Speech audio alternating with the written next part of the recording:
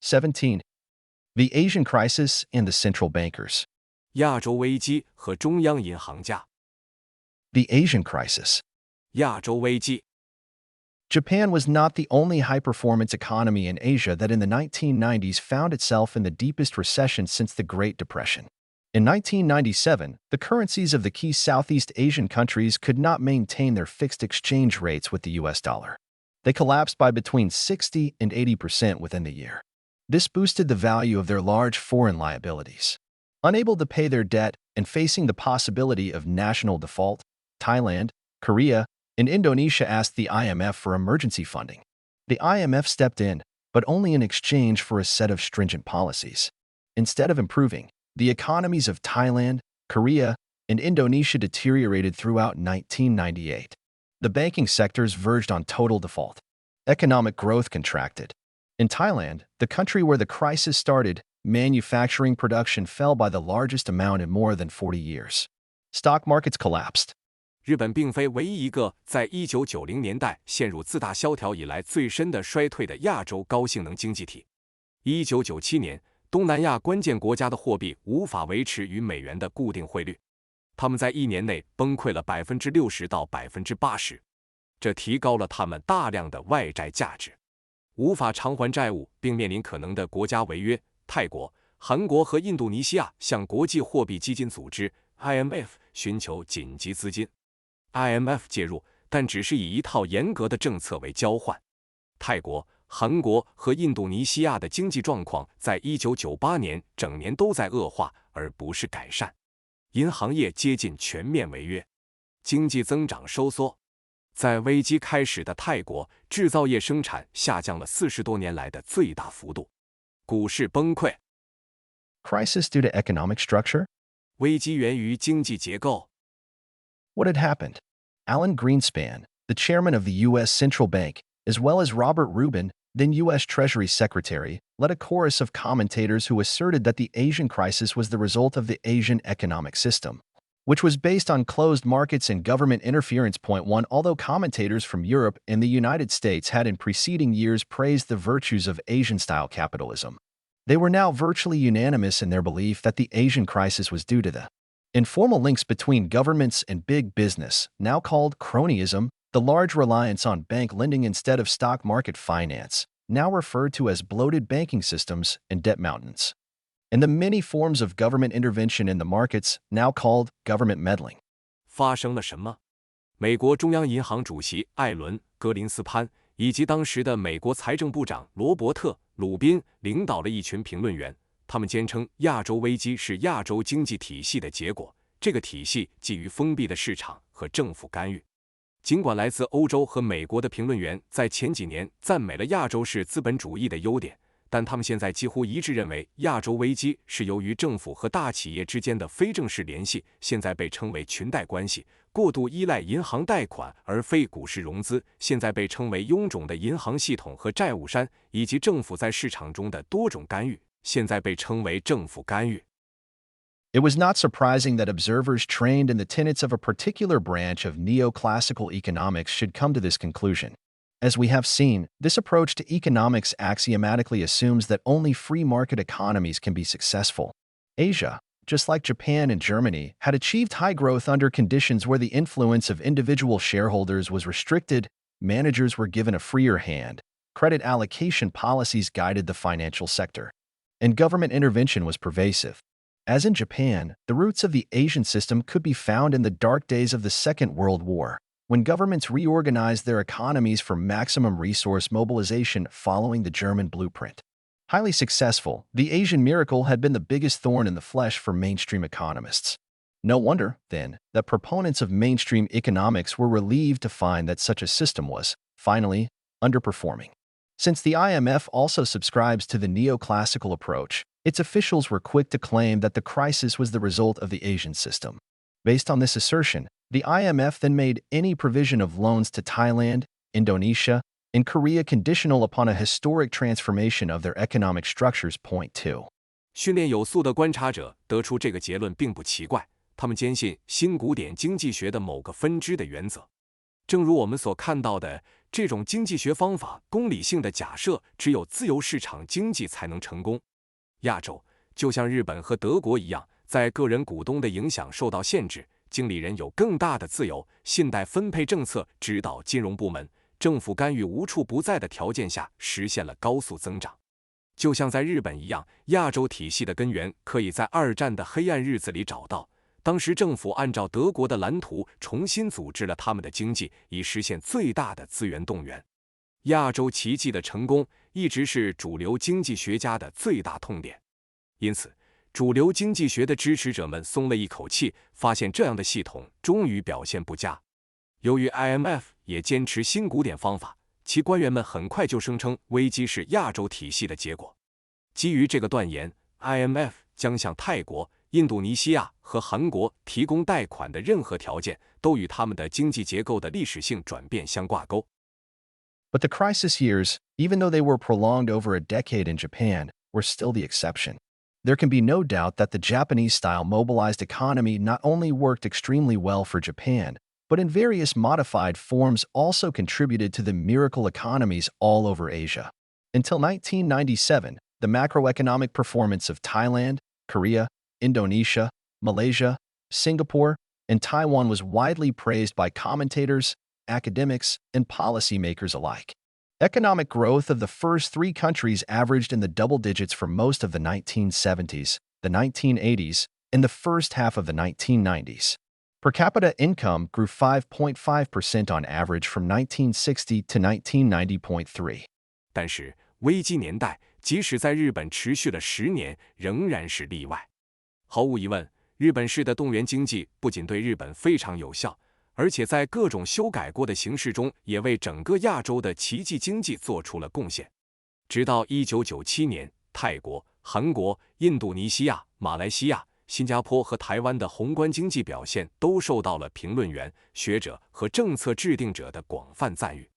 前3个国家的经济增长在1970年代、1980年代和1990年代上半年的大部分时间里都保持在2位数。从1960年到1990年，人均收入平均增长了 5.5%。While there were periods when other developing countries also grew fast, no others have managed to sustain such high growth rates as these for 3 decades.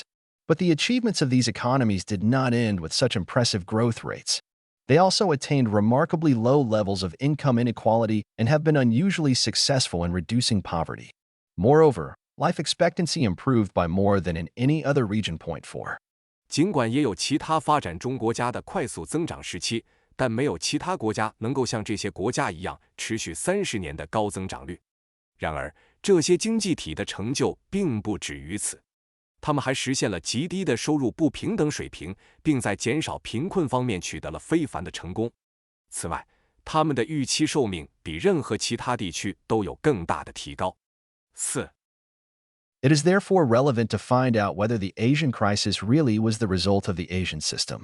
A thorough study of its causes reveals that, quite to the contrary, it was the policies recommended by the U.S. Treasury, the IMF, and the local Asian central banks that resulted in the Asian crisis. 5. While the Asian central banks previously had had no independence and few legal powers. After the Asian crisis, almost all of them had become independent and unaccountable for their actions. 因此，有必要找出亚洲危机是否真的是亚洲体系的结果。对其原因的深入研究表明，恰恰相反，是美国财政部、国际货币基金组织和亚洲各地的中央银行推荐的政策导致了亚洲危机。5. 虽然亚洲的中央银行以前没有独立性，也没有多少法律权利，但在亚洲危机之后，几乎所有的中央银行都变得独立，对他们的行为不负责任。Cause of the Asian crisis. 亚洲危机的原因。In Thailand, the country where the Asian crisis erupted first, the causes go as far back as 1993. In that year, Thailand implemented a policy of aggressive deregulation of the capital account and the establishment of the Bangkok International Banking Facility, BBF. This banking facility enabled the corporate and banking sector to borrow liberally from abroad, the first time in the post-war era that Thai borrowers could do so. In the words of an expert observer, this plan, implementation of the BBF, was initiated in 1990 by the Bank of Thailand, Thailand's central bank, which, in view of the successful financial liberalization carried out so far, felt that Thailand was ready and the timing and opportunity were right. 6. Korea and Indonesia adopted similar policies around the same time, again, post-war firsts. 在泰国，亚洲危机首次爆发的国家，其原因可以追溯到1993年。在那一年，泰国实施了对资本账户的激进的放松管制政策，并建立了曼谷国际银行设施 （BIBF）。这个银行设施使企业和银行部门能够自由地从国外借款，这是泰国借款人在战后时期首次能够这样做。一位专家观察员的话，这个计划实施 BIBF 是由泰国银行、泰国的中央银行在1990年发起的。他们认为，鉴于到目前为止进行的成功的金融自由化，泰国已经准备好了，时机和机会都很好。6. 韩国和印度尼西亚在同一时期也采取了类似的政策，这也是战后的首次。There is no doubt that, as with Japan's liberalization of capital flows in December 1980, this marked a major departure from the old economic structure. What is less clear is just why such liberalization of capital flows was adopted. There was no need for Thailand to borrow money from abroad. It boasted a high savings rate, had sufficient foreign exchange reserves, and possessed a large and vibrant banking sector and a central bank. All the money necessary for domestic investments could be created at home. 毫无疑问，就像日本在1980年12月对资本流动的自由化一样，这标志着从旧的经济结构中的重大转变。不太清楚的是，为什么要采取这样的资本流动自由化？泰国没有必要从国外借钱，它有高储蓄率，有足够的外汇储备，拥有一个大型且充满活力的银行部门和一个中央银行。所有用于国内投资的必要资金都可以在国内创造。Indeed, the pressure to liberalize capital flows came from outside Thailand. Since the early 1990s, the IMF, GATT, predecessor of the WTO, and U.S. Treasury had been lobbying Thailand, as well as other Southeast Asian nations, to allow domestic firms to borrow from abroad. Such liberalization of capital flows had been the key U.S. demand in almost all APEC summits since 1993.7. The U.S. argument in favor of liberalization was that borrowing from abroad would enable Thailand, Korea, Indonesia, and their neighbors to run balance of payments deficits, which could be funded by capital inflows. Moreover, the IMF and the U.S. Treasury argued that neoclassical economics had proven that free capital markets and free capital movement increased economic growth. 实际上，对资本流动自由化的压力来自泰国以外。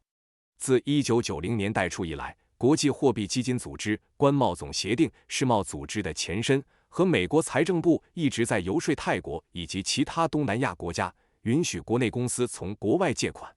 自1993年以来，几乎所有的亚太经合组织峰会上，资本流动自由化都是美国的主要要求。其美国赞成自由化的论点是，从国外借款将使泰国、韩国、印度尼西亚及其邻国能够运行贸易逆差，这可以通过资本流入来资助。此外，国际货币基金组织和美国财政部认为，新古典经济学已经证明，自由的资本市场和自由的资本流动增加了经济增长。These arguments, emerging from Washington, were not convincing to some developing countries that had for decades studied the options available to them. India, most notably, had consistently refused to deregulate the capital account and again in the 1990s resisted U.S. pressures. 8. The Indians had good reasons. The experience of the 1970s and 1980s in almost all Latin American countries had proved that the liberalization of capital flows might result in an excessive buildup of foreign debt. That was not only expensive, as the foreign debt had to be serviced and hence valuable domestic resources would constantly flow out of the country as interest payments, but also dangerous. The Old Testament advises that the borrower is servant to the lender. By becoming indebted, developing countries became more dependent on the lender countries, and the lenders could quickly withdraw their funds at any time if they so wished. If the loans could not be paid, the collateral could be called in, such as equity in indigenous industries. This was the experience of many Latin American countries that implemented the liberalization and deregulation policies that the IMF and the U.S. Treasury had recommended to them before their crises of the 1970s and 1980s. Point 9.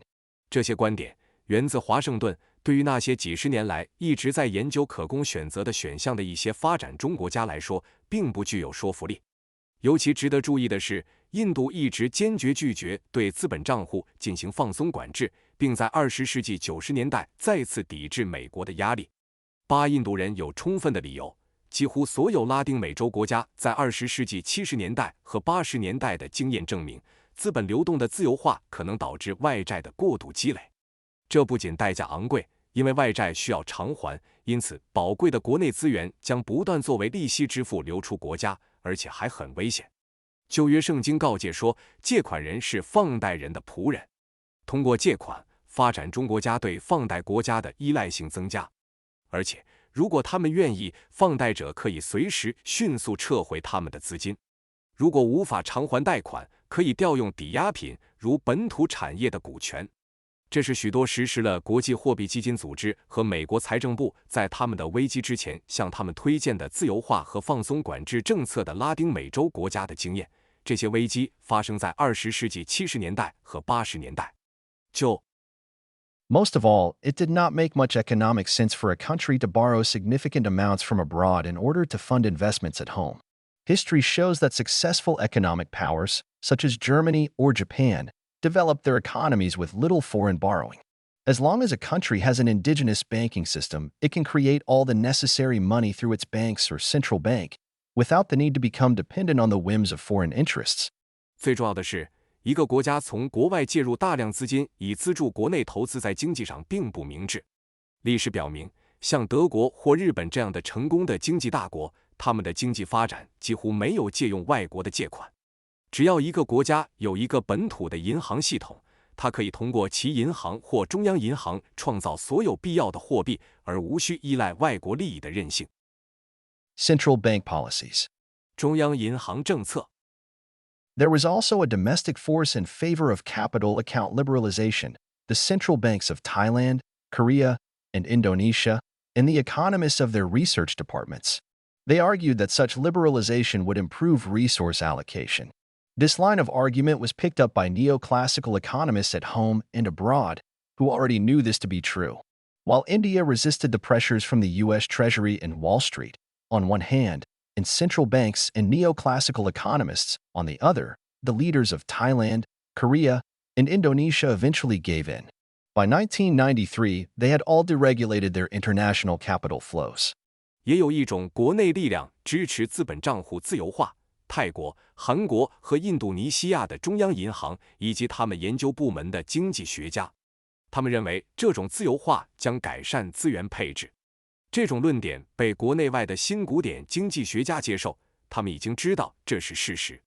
虽然印度抵制了来自美国财政部和华尔街的压力，一方面中央银行和新古典经济学家，另一方面泰国、韩国和印度尼西亚的领导人最终屈服。到1993年，他们都已经放松了他们的国际资本流动。By doing so, they had committed the first of a series of crucial policy mistakes that would throw their countries into the biggest disaster in the post-war era. The next policy step toward financial meltdown was again taken by the central banks. They set about creating irresistible incentives for domestic firms to borrow from abroad. The impact of the BBF was foreseeable, with one expert writing as early as 1995.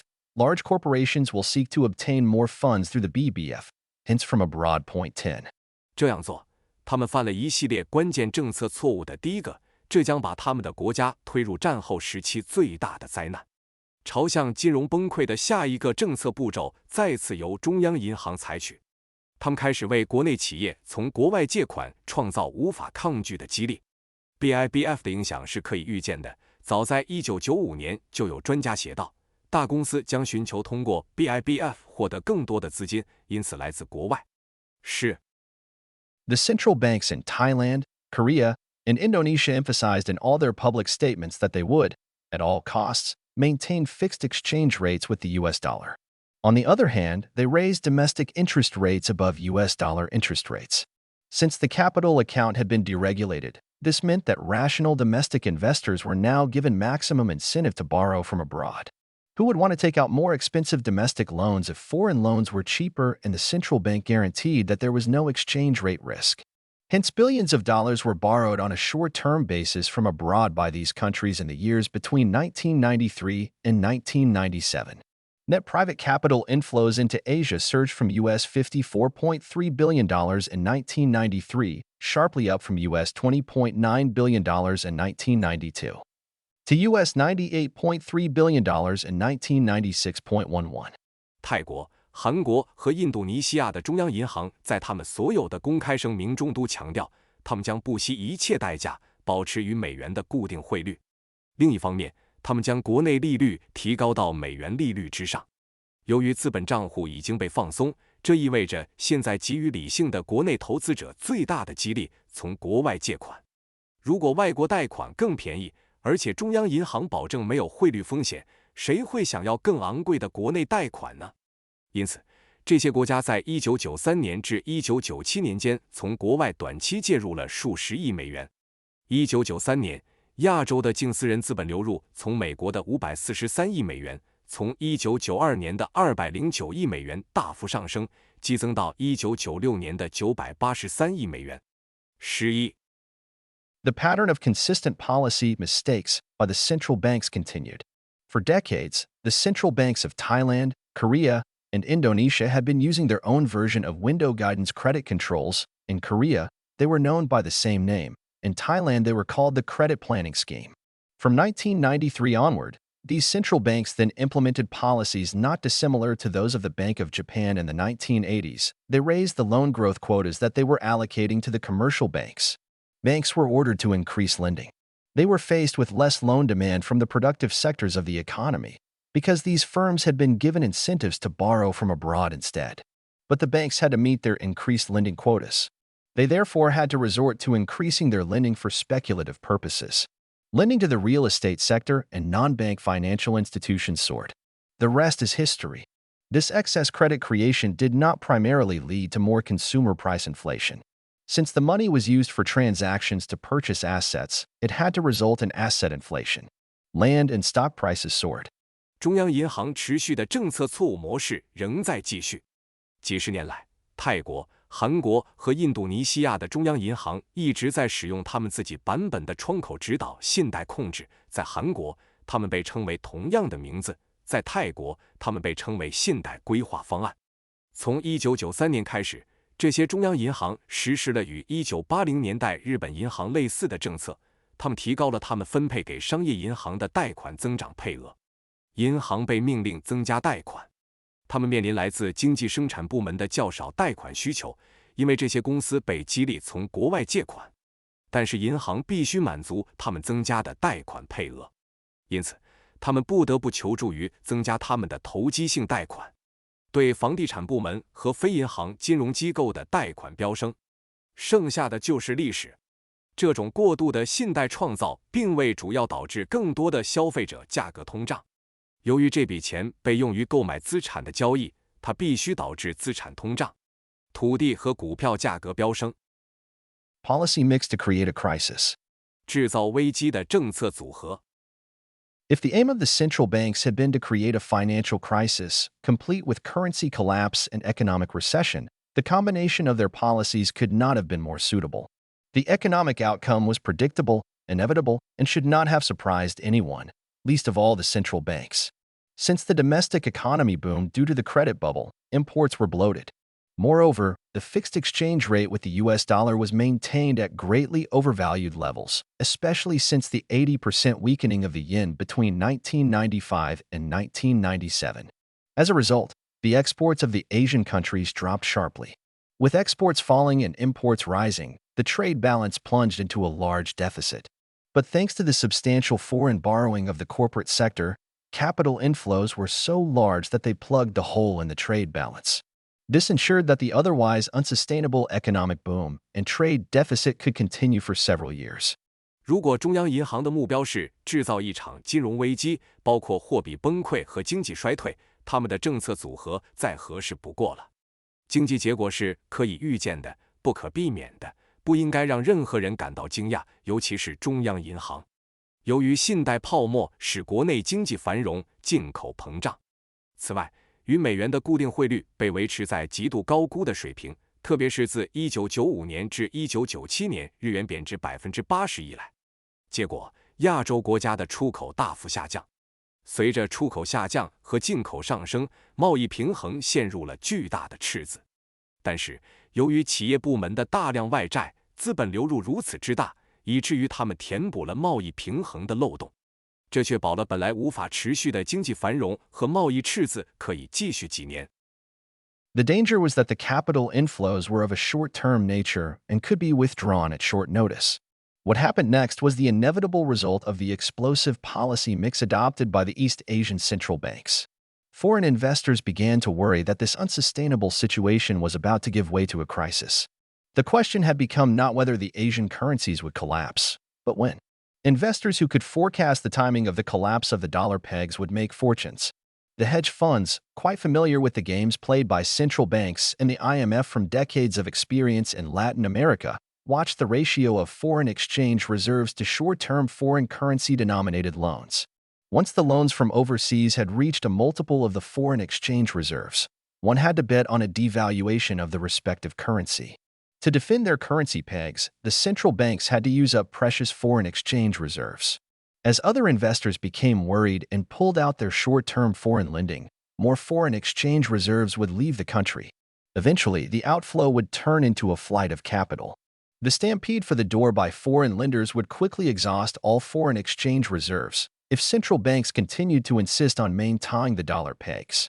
And once the foreign reserves had disappeared, the currencies would have to be devalued anyway. That was the bet of the speculators, who could then make hundreds of millions of dollars in profits. 危险在于，资本流入是短期性质的，可以在短时间内撤回。接下来发生的是东亚中央银行采取的爆炸性政策组合的必然结果。外国投资者开始担心这种无法持续的情况即将引发危机。问题已经变成了亚洲货币何时会崩溃，而不是是否会崩溃。能预测美元挂钩崩溃时间的投资者将赚取大笔财富。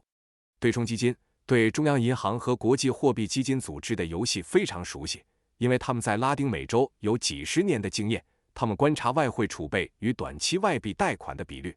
一旦海外贷款达到外汇储备的几倍，就必须压住相应货币的贬值。为了维护他们的货币挂钩，中央银行必须使用宝贵的外汇储备。随着其他投资者开始担忧并撤出他们的短期外国贷款，更多的外汇储备将离开这个国家。最终，资金流出将变成资本逃逸，外国债权人争先恐后的逃离。如果中央银行继续坚持维持美元挂钩，将迅速耗尽所有外汇储备。一旦外汇储备消失，货币就必须贬值。这就是投机者的赌注，他们可以因此赚取数亿美元的利润。More central bank mistakes. 更多的中央银行错误。When speculators began to sell the Thai baht, the Korean won, and the Indonesian rupiah, the respective central bank in each country failed to implement the right policy response. That would have been to immediately abandon the overvalued exchange rate and devalue. Any attempt to defend the peg would merely waste valuable foreign exchange reserves and thus make matters worse. The central banks knew that if the countries ran out of foreign exchange reserves, they would have to call on the IMF to avoid default. And once the IMF came in, the central banks knew what this Washington-based institution would demand, for its demands in such cases have been the same for the previous 3 decades. 12 in each case. One of the biggest winners in the domestic economy would be the central bank, which would be made independent. 当投机者开始卖出泰铢、韩元和印尼盾时，每个国家的中央银行都未能实施正确的政策反应。他们本应立即放弃高估的汇率并贬值。任何试图维护挂钩的尝试都只会浪费宝贵的外汇储备，从而使情况变得更糟。中央银行知道，如果国家耗尽了外汇储备，他们将不得不呼吁国际货币基金组织来避免违约。一旦国际货币基金组织介入，中央银行就知道这个总部位于华盛顿的机构会要求什么，因为在这种情况下，它的要求在过去的30年里一直是一样的。在每一种情况下，国内经济的最大赢家之一将是中央银行，它将被赋予独立性。Instead of devaluing, the Bank of Thailand, the Bank of Korea, and the Bank of Indonesia responded with futile attempts to maintain the peg until they had squandered virtually all of their foreign exchange reserves. Especially in the case of Thailand and Korea, these had been substantial when the crisis broke. But with all the foreign exchange reserves lost, these countries did not have enough short-term funds to cover their balance of payments deficit. Moreover, the delay of the devaluation gave the foreign lenders ample opportunity to withdraw their money at the overvalued exchange rate. Faced with default, the central banks of the three crisis-stricken countries advised their governments to ask the IMF for help. 泰国银行、韩国银行和印度尼西亚银行并未选择贬值，而是做出了徒劳的尝试，试图维持汇率锚定，直到他们几乎耗尽了所有的外汇储备。特别是在泰国和韩国，这些储备在危机爆发时是相当可观的。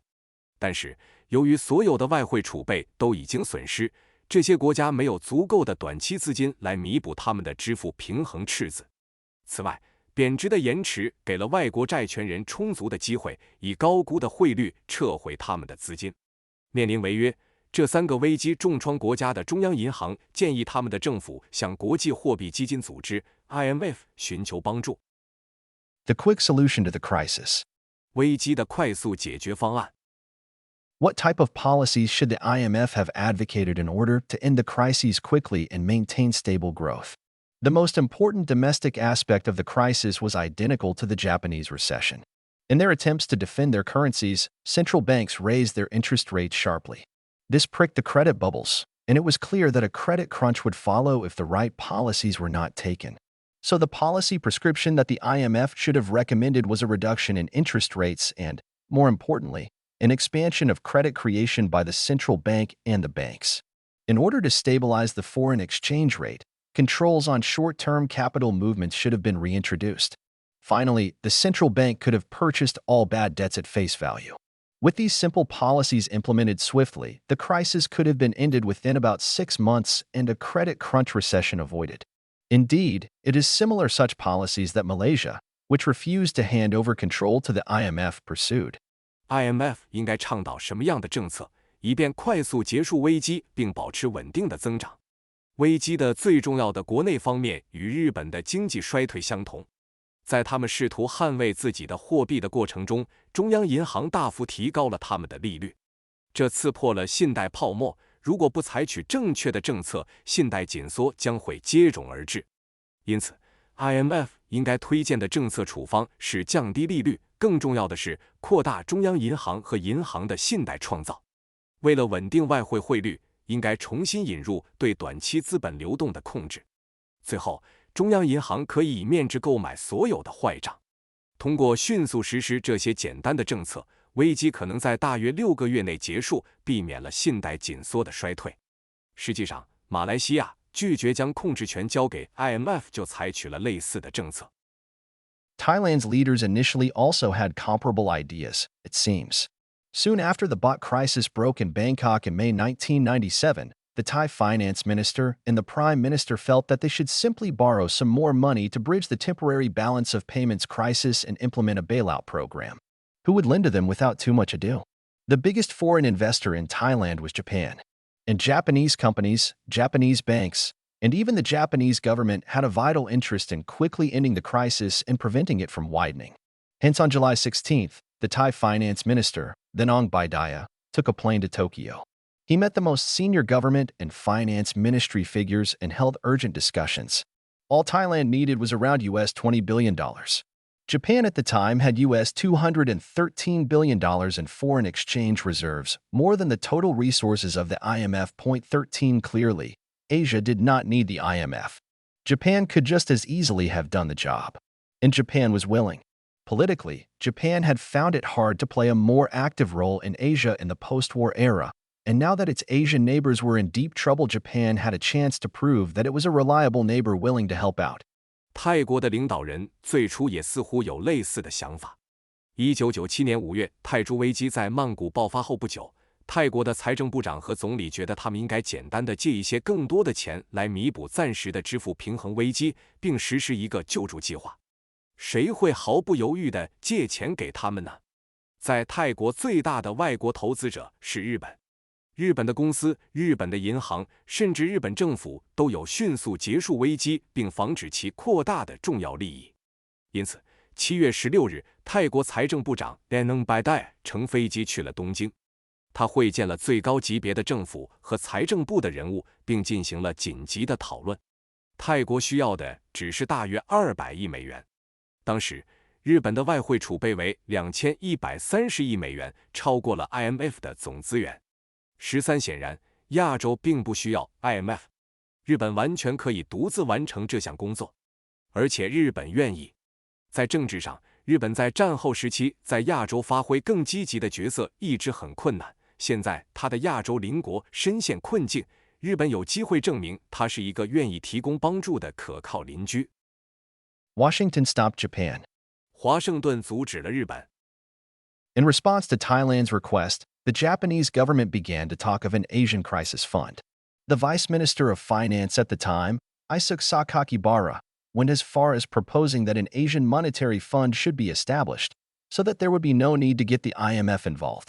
In theory, Washington should have been delighted, as for years it had criticized Japan heavily for not playing a political role commensurate with its large economic weight. Now Japan was even offering to bail out Asia single-handedly, thus saving the IMF and its main contributor and shareholder, the United States, a lot of money.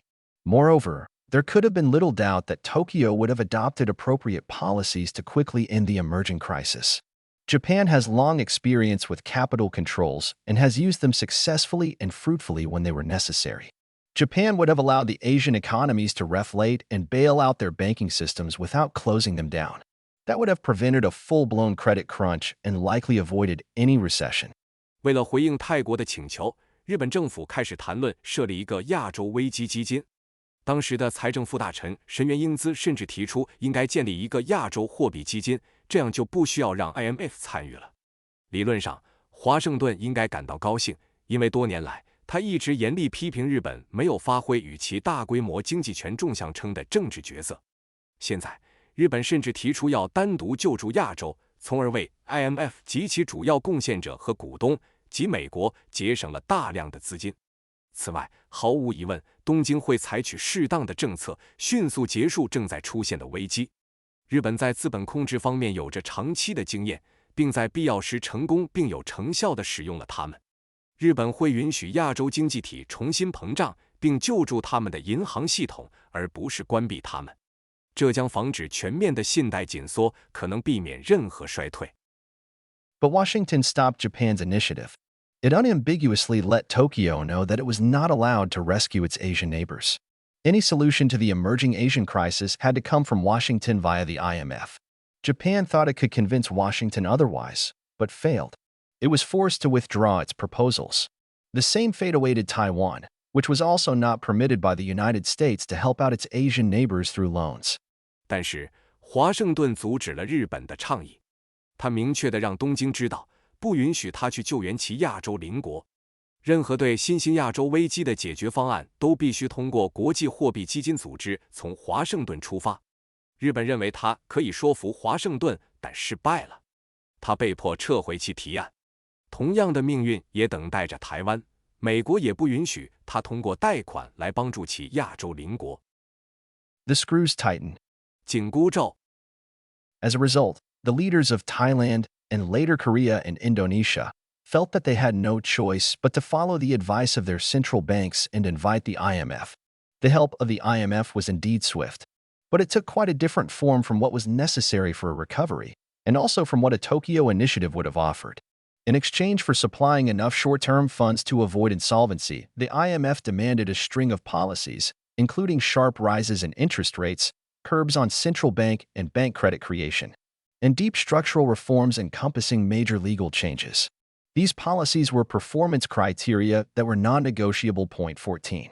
因此，泰国、后来的韩国和印度尼西亚的领导人觉得他们别无选择，只能听从他们的中央银行的建议，邀请国际货币基金组织。国际货币基金组织的帮助确实很快，但它的形式与恢复所需的以及东京倡议可能提供的完全不同。作为提供足够的短期资金以避免破产的交换，国际货币基金组织要求一系列政策，包括利率的大幅上升、对中央银行和银行信贷创造的限制，以及包括重大法律变更在内的深层次结构改革。这些政策是不可谈判的绩效标准。The structural reforms increased deflationary pressure. The forced reduction in credit creation reduced demand further. The excess credit creation of the previous years thus turned into non-performing loans. Burdened with large amounts of bad debts, the banking systems of Thailand, Korea, and Indonesia were virtually bankrupt. As credit creation fell, domestic demand shrank. Even otherwise healthy firms started to suffer from the widening credit crunch. As this forced firms to reduce capital expenditures, lay off staff, or close down altogether, unemployment rose, disposable income shrank, and the propensity to consume fell. The slump in domestic demand hurt the corporate sector further and raised the number of bankruptcies and loan defaults. As bad debts rose, the banks would lend even less. In this situation, attempts to stimulate the economy via interest rate reductions had to fail. Despite a declining price of borrowing, the quantity of credit creation dropped. Industrial production and output collapsed. Corporate bankruptcies soared. Unemployment rose to the highest levels recorded in the Asian countries since the 1930s. 结构性改革增加了通缩压力，强制减少信贷创造进一步减少了需求。前几年的过度信贷创造因此变成了不良贷款。泰国、韩国和印度尼西亚的银行系统负债累累，几乎破产。随着信贷创造的减少，国内需求缩小，即使是本来健康的公司也开始受到日益严重的信贷紧缩的影响。这迫使公司减少资本支出、裁员或者完全关闭，失业率上升，可支配收入缩小，消费倾向下降。国内需求的下滑进一步伤害了企业部门，增加了破产和贷款违约的数量。随着不良贷款的增加，银行会借贷的更少。在这种情况下，试图通过降低利率来刺激经济的尝试必然会失败。尽管借款的价格下降，但信贷创造的数量却减少了。工业生产和产出崩溃，企业破产激增，失业率升至自1930年代以来亚洲国家的最高水平。What were the aims of the IMF? 国际货币基金组织的目标是什么？ The story seems familiar. Since the IMF's own internal macroeconomic model uses credit creation as the key variable, there can be no doubt that the IMF knew well what the consequences of its policies would be. 15 in the Korean case. The IMF even had detailed but undisclosed studies prepared that had calculated just how many Korean companies would go bankrupt if interest rates were to rise by 5 percentage points. The number was substantial. Yet the IMF's first agreement with Korea demanded a rise of exactly 5 percentage points in interest rates. 16. 这个故事似乎很熟悉。由于国际货币基金组织自己的内部宏观经济模型将信贷创造作为关键变量，毫无疑问，国际货币基金组织非常清楚其政策的后果会是什么。在韩国的案例中，国际货币基金组织甚至准备了详细但未公开的研究，计算了如果利率上升5个百分点，会有多少韩国公司破产。这个数字是巨大的。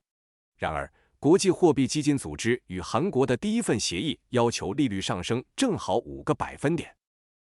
It almost seemed that the main interest of the IMF was not in the creation of quick recoveries. The two key demands that the IMF was adamant to push through involved legal revisions that were to change the nature of the Asian democracies. Arguing that the crisis had been due to the economic structure, not the wrong combination of monetary policies, the IMF demanded that in Thailand, Korea, and Indonesia the laws should be changed so that foreign investors would be allowed to purchase land and to take over banks and key industries. The governments had to obligate themselves not to rescue bust banks but to close them down and sell them off cheaply as distressed assets, often to large U.S. investment banks. In most cases, the IMF dictated letters of intent explicitly stated that the banks had to be sold to foreign investors, although, economically speaking, there is no rationale why this should be necessary. 似乎国际货币基金组织 IMF 的主要兴趣并不在于快速恢复经济。IMF 坚决要求推动的2个关键要求涉及到法律修订，这将改变亚洲民主国家的性质。IMF 认为危机是由于经济结构，而不是货币政策的错误组合，因此要求在泰国、韩国和印度尼西亚法律应该改变，以便外国投资者可以购买土地并接管银行和关键行业。政府必须承诺不救助破产的银行，而是关闭它们并以廉价的价格将它们作为不良资产出售，通常是给大型美国投资银行。在大多数情况下， IMF 指定的意向书明确表示，银行必须出售给外国投资者，尽管从经济角度来看，这并不必要。The other key demand in the IMF list of conditions was that legal changes were required to make the central banks independent and de facto unaccountable. Yet there was one place the central banks were closely coordinating their policies with: the IMF itself. Immediately after arrival in the crisis-stricken countries, the IMF teams set up offices inside the central banks of Thailand, Korea, and Indonesia, from where they dictated what amounted to terms of surrender, practically ruling the economy as an unelected government. IMF 条件清单中的另一个关键要求是需要进行法律变更，使中央银行独立，并且事实上不受问责。然而，有一个地方中央银行正在与之密切协调政策，那就是 IMF 本身。在抵达危机重创的国家后， IMF 团队在泰国、韩国和印度尼西亚的中央银行内设立了办公室，从那里他们制定了相当于投降条款，实际上像一个未经选举的政府统治着经济。Instead of analyzing the real causes of the Asian crisis and learning the lessons, namely, to make central banks more accountable and less independent in their key policy tool, the quantity of credit creation, the IMF ensured that the central banks would be rewarded for their actions. IMF 确保了中央银行会因其行动而得到回报，而不是分析亚洲危机的真正原因并吸取教训，即使中央银行在其关键政策工具信贷创造的数量上更加负责任，减少其独立性。Studying the personnel policies, it can be found that, exactly as in the case of Japan, key individuals at the central banks who had decided to increase bank credit creation before the crisis, and who had favored the liberalization of capital accounts, the maintenance of the dollar peg, and higher domestic interest rates, were promoted after the crisis and continued to control the central bank's point 17 today. The central banks of Thailand, Korea, and Indonesia are all legally independent. They have not been held accountable in a meaningful sense for their disastrous policies. 通过研究人事政策，我们可以发现，就像日本的情况一样，在危机之前决定增加银行信贷创造，并且支持资本账户的自由化，维持美元挂钩和更高的国内利率的中央银行的关键人物，在危机后被提升，并继续控制中央银行。今天，泰国、韩国和印度尼西亚的中央银行都是法律上的独立机构，他们并未因其灾难性的政策在实质意义上被追究责任。Further research is clearly needed on the true motivations of IMF policies and whether there is any causation in the correlation observed by former World Bank chief economist Joseph E. Stiglitz between the policies advanced by the IMF's deputy managing director during the Asian crisis and his subsequent employment at the largest U.S. bank. Stiglitz concluded, looking at the IMF as if it were pursuing the interest of the U.S. financial community provides a way of making sense of what might otherwise seem to be contradictory and intellectually incoherent behaviors. 18. 显然，我们需要进一步研究 IMF 政策的真正动机，以及前世界银行首席经济学家约瑟夫 ·E. 斯蒂格利茨观察到的 IMF 副总裁在亚洲危机期间推进的政策与他随后在美国最大银行的就业之间是否存在任何因果关系。斯蒂格利茨得出结论，从追求美国金融界利益的角度来看 ，IMF 可以理解那些可能看起来矛盾和治理上不连贯的行为。It is noteworthy that international organizations appear aware of just what provides the main opportunity for increasing foreign ownership in other countries and implementing deep changes in their economic structure. For instance, World Bank staff argue that a crisis can be a window for structural reform, and it can be an opportunity to reform the ownership structure in the country. 19. The view that a crisis is an opportunity or a window suggests that it is, in some respects, to be welcomed. 值得注意的是，国际组织似乎意识到了什么提供了在其他国家增加外国所有权和实施深层次经济结构变化的主要机会。例如，世界银行的工作人员认为，危机可以是结构改革的窗口，它可以是改革国家所有权结构的机会。将危机视为机会或窗口的观点表明，从某些方面来看，这是值得欢迎的。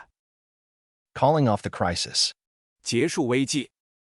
The policies of the Asian central banks closely resembled those taken by Xiaomer Schacht in the 1920s, which made the German banking system dependent on short-term capital inflows from the United States, whose sudden withdrawal was then allowed to bankrupt the banking system and much of the corporate sector, creating mass unemployment. Until early 1998, therefore, it seemed that things went well for the structural reformers. Asia was getting ever more deeply engulfed in the crisis. Then, however, two events occurred that changed the picture. As a result, the recession policies were abandoned, and an expansionary monetary policy was adopted, sanctioned by the IMF. 亚洲中央银行的政策与1920年代 Gelmer Schacht 的政策密切相似，这使得德国银行系统依赖于美国的短期资本流入，其突然的撤出则导致了银行系统和大部分企业部门的破产，造成了大规模的失业。因此，直到1998年初，结构改革者似乎一切都进行得很顺利，亚洲正越来越深地陷入危机。然而，接下来发生了2件改变局面的事件，结果放弃了紧缩政策，采取了扩张性的货币政策，得到了国际货币基金组织的批准。The first event was the increasing awareness among Asian leaders of what game was being played, and hence an increasingly hostile attitude toward the IMF and the U.S. Treasury. The Malaysian leader, Muhammad Mahathir, early on blamed international capital and foreign interests for the creation of the Asian crisis. He became increasingly critical of the IMF and the policies in Asia, which his government had initially also begun to introduce in Malaysia. But in September 1998, Mahathir imposed controls on short-term capital movements and hence stabilized the exchange rate. Simultaneously, his central bank stepped up credit creation and the government implemented a program to clean up the balance sheets of banks. None of the IMF-style structural or legal changes were implemented. This posed a problem for the IMF. The way the Malaysian economy was managed, there was going to be a significant recovery, while the IMF client countries Thailand, Korea, and Indonesia would continue to be mired in deep and steadily worsening recessions. If that happened, it would become obvious to onlookers that IMF policies were the cause of the Asian recessions and that sensibly administered capital controls would enhance social welfare.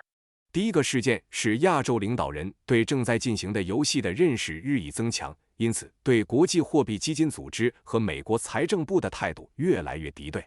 马来西亚领导人穆罕默德·马哈蒂尔早就把亚洲危机的产生归咎于国际资本和外国利益。他对国际货币基金组织和亚洲的政策越来越批评，这些政策他的政府最初也开始在马来西亚引入。但是在1998年9月，马哈蒂尔对短期资本流动实施了控制，从而稳定了汇率。同时，他的中央银行加大了信贷创造，政府实施了一项清理银行资产负债表的计划，没有实施任何国际货币基金组织风格的结构或法律变革。这对国际货币基金组织来说是个问题。按照马来西亚经济的管理方式，将会有显著的复苏，而国际货币基金组织的客户国泰国、韩国和印度尼西亚将继续陷入深重且不断恶化的衰退。如果这种情况发生，旁观者将明显看出国际货币基金组织的政策是亚洲衰退的原因，而明智管理的资本控制将提高社会福利。Mahathir's policies could not fail to boost the economy. The exchange rate stabilized, foreign exchange reserves shot up by 33% in the first half year after the introduction of capital controls, and exports grew by double digits in early 1998, exceeding those of Malaysia's Asian neighbors. Most of all, since there was no IMF demanding the closure of banks and the sell-off of their assets, far fewer companies went bankrupt and unemployment stayed at lower levels. 20 as a result of the better economic performance, ironically, foreign investment had actually increased. 马哈蒂尔的政策无疑将刺激经济，汇率稳定，外汇储备在实施资本控制后的上半年增长了 33%。1998年初，出口增长了2位数，超过了马来西亚的亚洲邻国。最重要的是，由于没有国际货币基金组织要求关闭银行和出售其资产，因此破产的公司远少，失业率保持在较低水平。由于经济表现更好，讽刺的是，外国投资实际上增加了。Since continued attacks in the world media on his policy decision to curtail capital flows failed to dissuade Mahathir, the IMF had no choice but also to give the signal to end the Asian crisis in Thailand, Korea, and Indonesia. Suddenly, the IMF allowed the central banks in those countries to create credit rapidly. As a result, Economies bottomed in late 1998 and began to recover in 1999. Since Korea had most faithfully implemented all IMF demands, it would look best for the IMF if the Korean recovery was also the strongest. Credit creation by the Bank of Korea in mid-1998 shot up by the biggest amount in 25 years, quite parallel to the Boje's reflation. As a result, Korean economic growth expanded sharply in the first quarter of 1999. Industrial production rose by double digits in mid-1999, and GDP growth followed. This policy U-turn was probably possible from the IMF's viewpoint because some changes had already been achieved. The crisis had changed governments in all countries concerned. Legal changes had allowed foreign interests to take over many key banks, corporations, and real estate, and the central banks had all received full legal independence.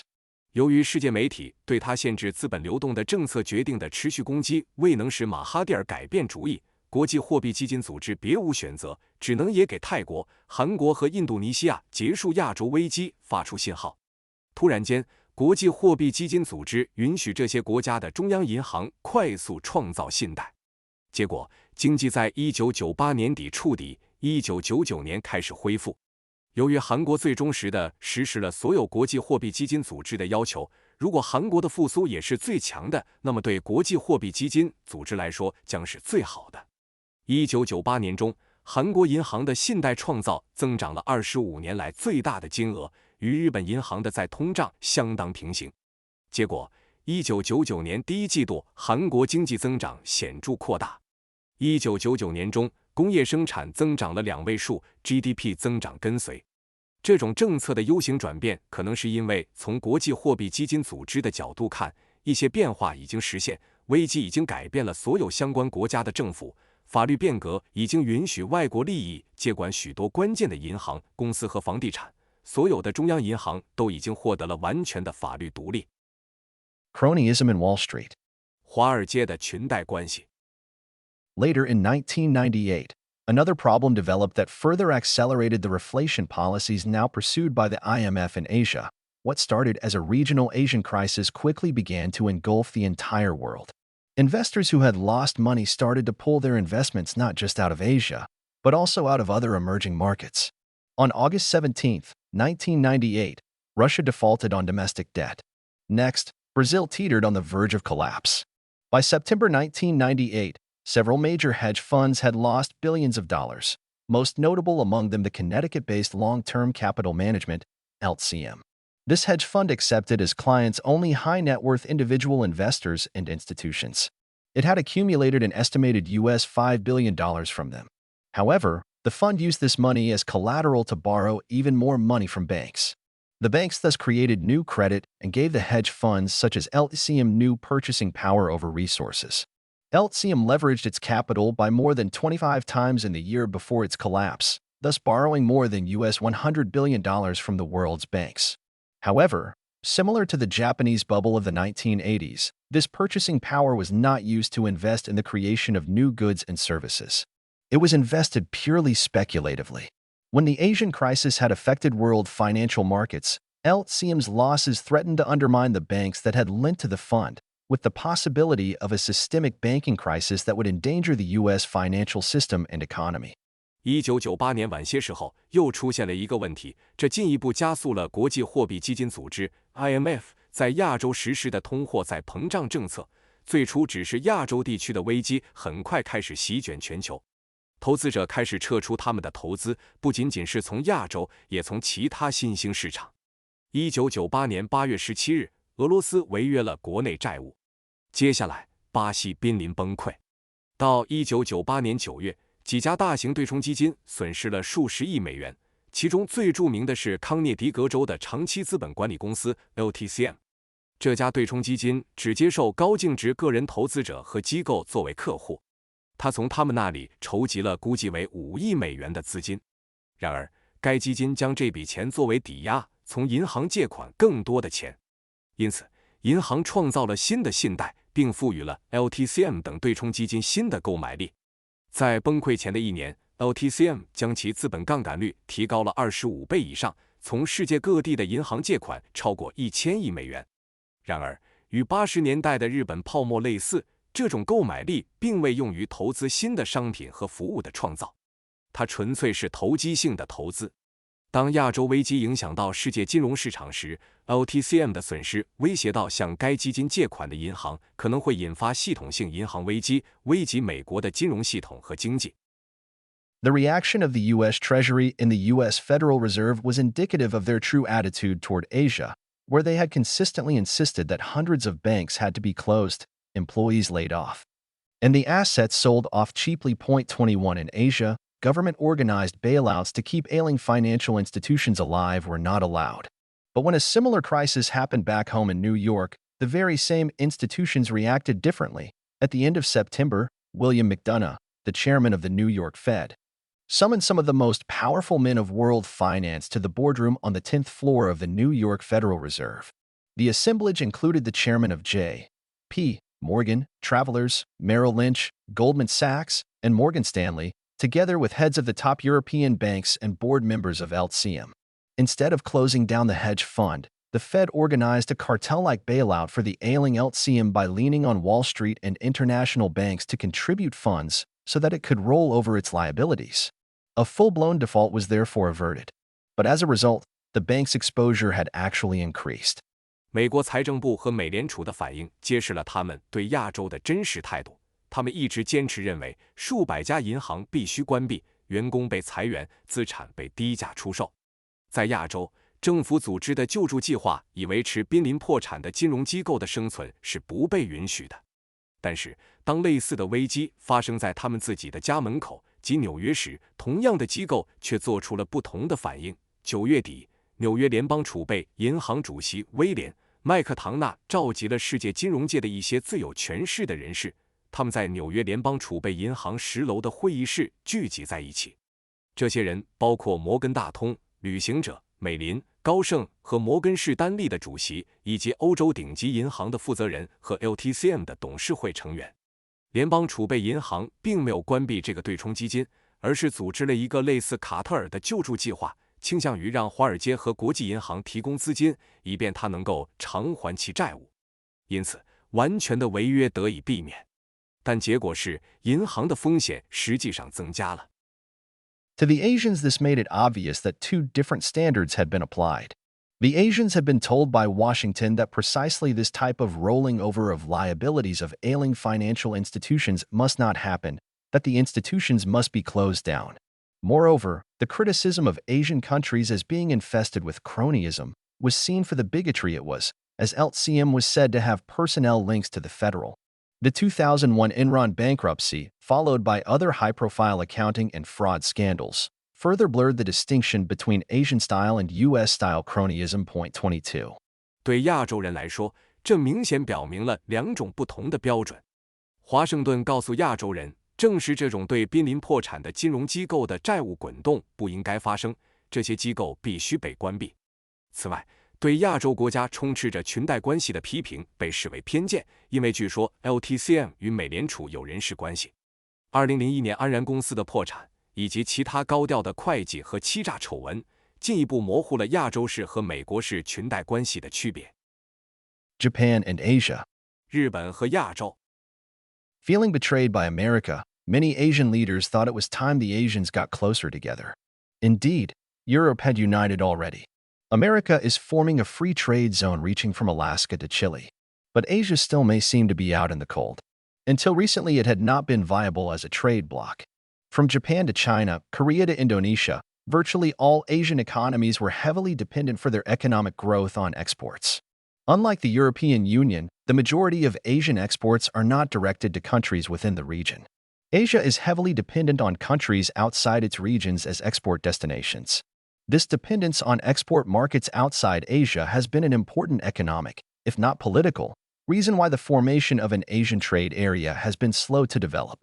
For Asia to be able to form an autarkic bloc and hence reduce the potential risk from inward-looking regions in Europe and America, Asia needed a market able to act as final export destination for its consumer products.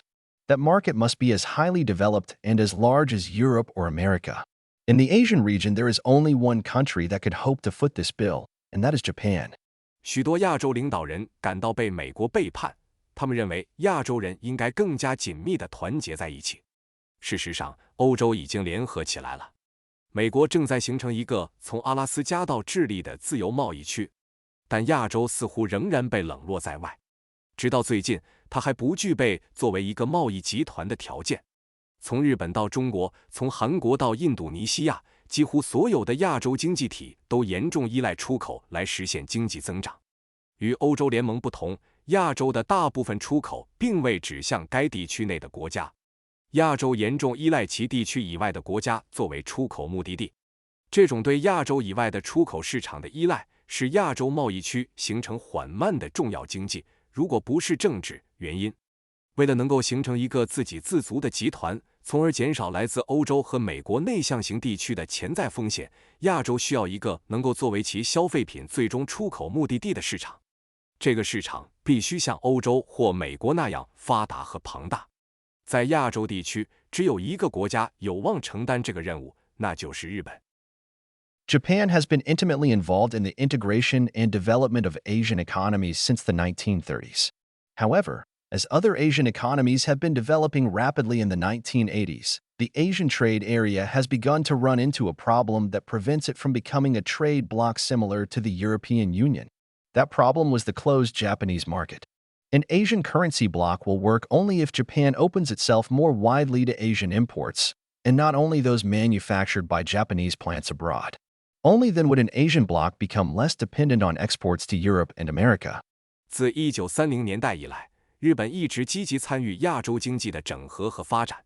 然而，随着其他亚洲经济体在1980年代的快速发展，亚洲贸易区开始遇到一个问题，这个问题阻止了它成为类似欧洲联盟的贸易集团。那个问题就是日本市场的封闭。只有当日本更广泛地开放自己的市场，接受亚洲的进口，而不仅仅是接受日本海外工厂生产的产品，亚洲货币集团才能运作。只有这样，亚洲集团才能减少对欧洲和美国出口的依赖。The third shift of Japanese factories into Asia, and hence the final phase of the creation of an Asian economic zone, has started with the Asian currency devaluations and economic downturns that began in 1997. As Asian currencies fell up to 80% against the US dollar, the production bases of Japanese manufacturers in Asia were suddenly far more competitive than could have been hoped. Though factories that produced output for domestic consumption would be affected by the prolonged Asian slump, more than half of Japanese factories abroad have been serving as offshore production bases from which to re-export to other parts of the world, including Japan. 日本工厂向亚洲的第三次转移，也就是亚洲经济区域的最后阶段的形成，已经在1997年开始的亚洲货币贬值和经济衰退中开始。随着亚洲货币对美元贬值高达80%，日本制造商在亚洲的生产基地突然变得比预期的更具竞争力。尽管为国内消费生产的工厂会受到亚洲长期衰退的影响，但超过一半的日本海外工厂一直在作为重新出口到世界其他地方，包括日本的离岸生产基地。Already, more than half of all automobiles made by Japanese companies, half of all machinery, and a quarter of all manufactured output are produced outside Japan. 23 This almost means the creation of a second Japan beyond the borders of its archipelago, mainly in Asia. 已经有超过一半的日本公司制造的汽车，一半的所有机械，以及1/4的所有制造产出是在日本以外的地方生产的。23这几乎意味着在其群岛边界之外，主要在亚洲创建了一个第二个日本。Japan will directly benefit from the fast-paced development of the Chinese economy, exporting not only manufacturing plants but also technology and know-how. Moreover, as China develops, it will offer a prodigious market for anyone ready to capture it, and Japan will be ready to supply both products and services. Japanese systems have the unique opportunity to evolve into the standard for the entire Asian region.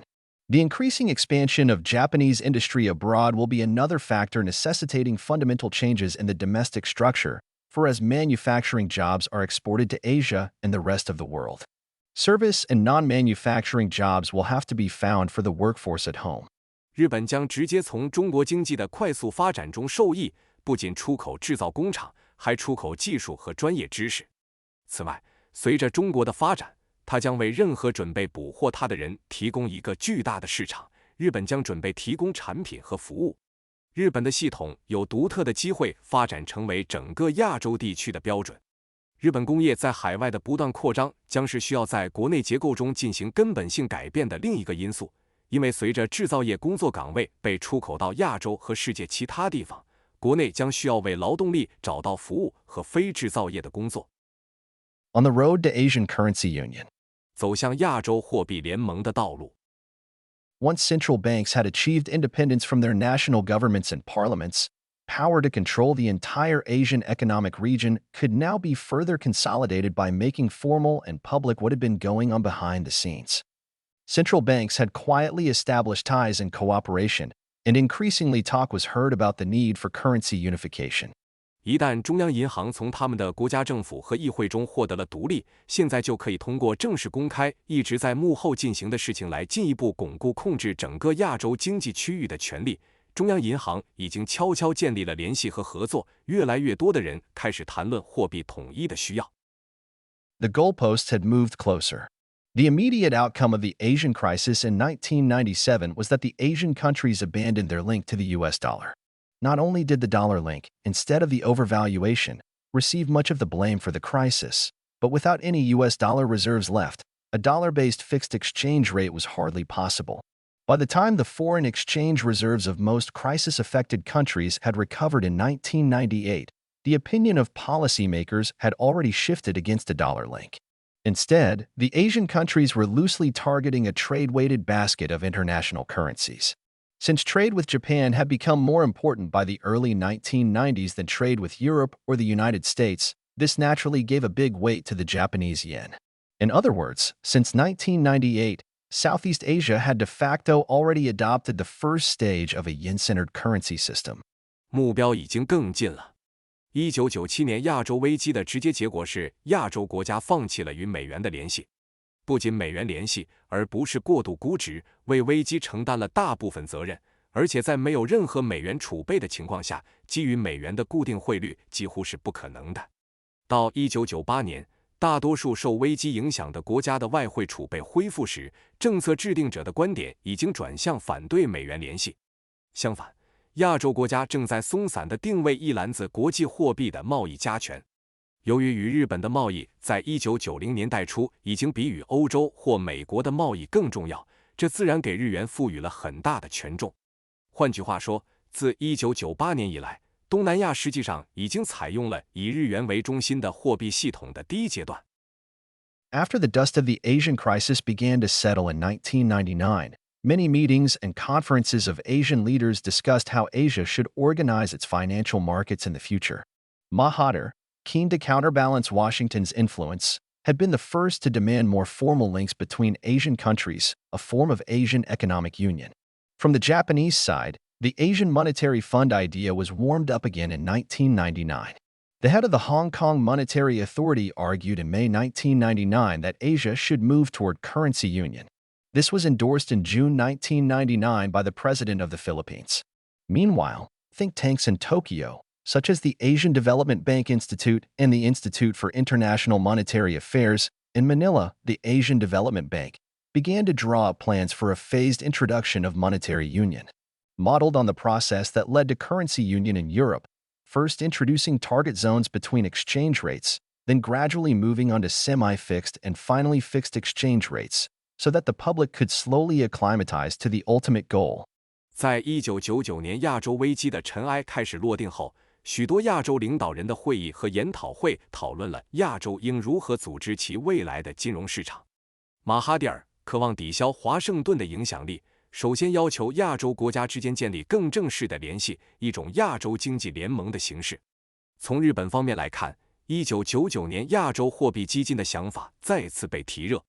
香港金融管理局的负责人在1999年5月主张亚洲应向货币联盟迈进，这在1999年6月得到了菲律宾总统的支持。同时，东京如亚洲开发银行研究所和国际货币事务研究所和马尼拉亚洲开发银行的智库开始制定货币联盟分阶段引入的计划。这个计划是以欧洲货币联盟的过程为模型，首先在汇率之间引入目标区域，然后逐渐过渡到半固定和最终的固定汇率，以便公众能慢慢适应最终的目标。Since 1999, the United States' attitude toward greater Japanese involvement in Asian monetary affairs appears to have changed again, as talk of an Asian monetary fund is no longer criticized. Japan has been actively encouraged to increase the use of the yen abroad. This U-turn in U.S. policy may be because Washington and New York never rejected the idea of Asian currency union. Tokyo was probably only rebuffed with its proposal of an Asian monetary fund because it had excluded the United States. 自1999年以来，美国对日本在亚洲货币事务中更大的参与态度似乎再次发生了变化，因为对亚洲货币基金的讨论不再受到批评。日本一直被积极鼓励增加在海外使用日元的情况。美国政策的这种反转，可能是因为华盛顿和纽约从未拒绝亚洲货币联盟的想法。东京可能只是因为在提出亚洲货币基金的提议时排除了美国而被拒绝。Future historians may well see in the Asian crisis the trigger for the first step toward the creation of an Asian currency union and the introduction of an independent single Asian central bank. Behind the scenes, the princes from Tokyo had not been idle bystanders concerning the developments in Asia. Already in 1991, the 11 central banks of the East Asia and Pacific region formed an exclusive club, called the Executives Meeting of East Asia-Pacific Central Banks, or EMEP. Little known to the public and maintaining a low profile, the central bank deputy governors of the entire region have been meeting twice a year. Since a landmark meeting of all the governors hosted by the Bank of Japan in Tokyo on July 19, 1996, cooperation has been tightened further. It now includes annual governor-level meetings, as well as more frequent meetings of several working groups and study groups per year. The Bank of Japan has been functioning as the temporary secretariat of the exclusive club. No minutes of the frequent meetings and discussions are published. 未来的历史学家可能会在亚洲危机中看到像创建亚洲货币联盟和引入独立的亚洲单一中央银行的第一步的触发器。在幕后，东京的王子们并非对亚洲的发展无动于衷。早在1991年，东亚和太平洋地区的11个中央银行就组成了一个独家俱乐部，称为东亚太平洋中央银行行长会议或 EMEP。这个鲜为人知并保持低调的俱乐部，整个地区的中央银行副行长每年都会开2次会。自从1996年7月19日日本银行在东京主办的所有行长的里程碑式会议以来，合作进一步加强。现在包括每年1次的行长级会议，以及每年几次的工作组和研究组会议。日本银行一直充当这个独家俱乐部的临时秘书处。频繁的会议和讨论没有公布会议记录。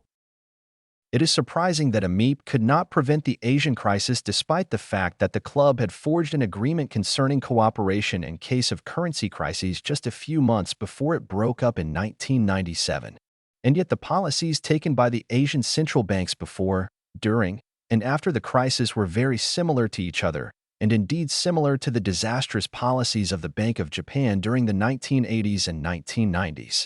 令人惊讶的是，尽管 EMEP 在1997年解散前的几个月就达成了一项关于在货币危机情况下合作的协议，但它还是无法阻止亚洲危机的发生。然而，亚洲各国中央银行在危机前、危机中和危机后采取的政策都非常相似，实际上与日本银行在1980年代和1990年代的灾难性政策非常相似。